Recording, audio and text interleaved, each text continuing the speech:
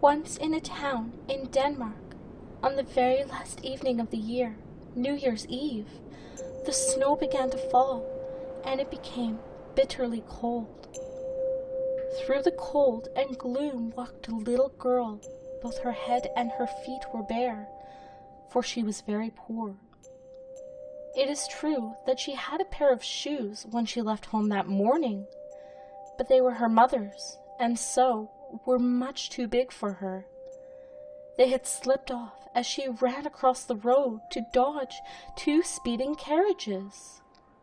One shoe was not to be found anywhere, and the other was snatched up by a boy who ran off with it, saying he'd use it as a cradle. So now the little girl walked barefoot through the snow. Her feet were sore and raw red with cold. In her hand she was carrying a small bundle of matches, and there were a good many more matches in her tattered apron pocket. Nobody had bought any all day long, or given her so much as a penny. Cold and hungry, she walked through the city. Snowflakes fell on the long fair tresses that curled in pretty ringlets on her shoulders, but she didn't notice them. As she walked, she looked in the lighted windows of the houses she'd passed. The smell of roast goose came to her from several homes. Many families were celebrating New Year's Eve together. In a narrow alley between two great houses, she sat down, tucking her tiny bare feet beneath her. It did no good. She could bring no warmth back to her toes. She did not dare go home, for she had sold no matches, earned no money, and she was afraid her father would beat her. Besides, her home was not much warmer than the street. She lived in an attic beneath a broken roof, and the wind whistled through it, even though they had tried to block the biggest holes with bits of straw and tattered rags.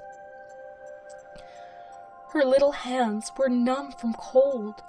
Perhaps, she thought, if she lit a match, it might warm them. If she but dared. Well, she did. She drew one out and struck it against the wall of the house. Oh, how warm it was, and how brightly burned the match, just like a tiny candle. She cupped it in her hands. How funny! She fancied she was sitting before a big iron stove with a fire blazing inside it. How beautifully warm it was. She poked out her toes so that they too could have some warmth. But, alas, in that instant, the flame died.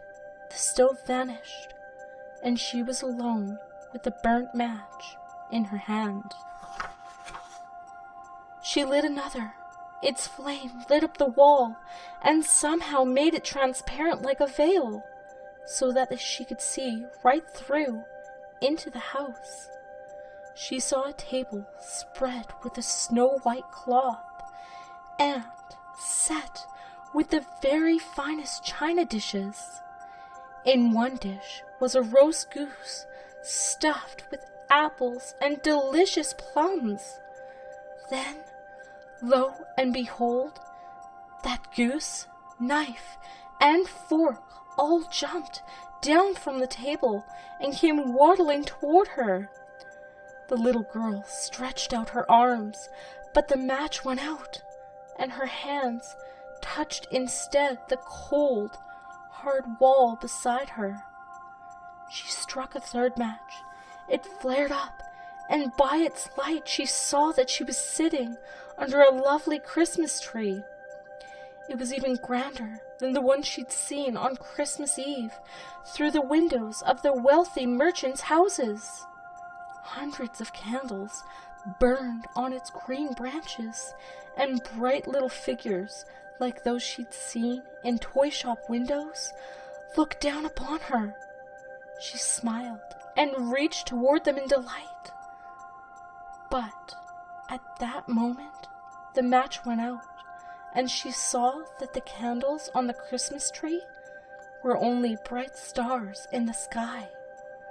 One star fell, its trail blazing a line of fire across the somber heavens. "Someone is dying," murmured the little girl sadly, for her granny had told her that a shooting star was a human soul on its way to heaven. She struck another match against the wall, and in its light she saw her granny, the only person in her life who had been kind and loving to her. Her granny had been dead these 2 years past, yet now she was there, stretching out her arms to the little match girl. "Granny," the little girl cried out, "please take me with you. I know you'll leave me when the match goes out, just like the nice warm stove, the waddling goose, and the lovely Christmas tree." Hastily, she lit all the remaining matches in her bundle, lest her granny disappear. The matches burned with such a bright, strong flame that night became as light as day.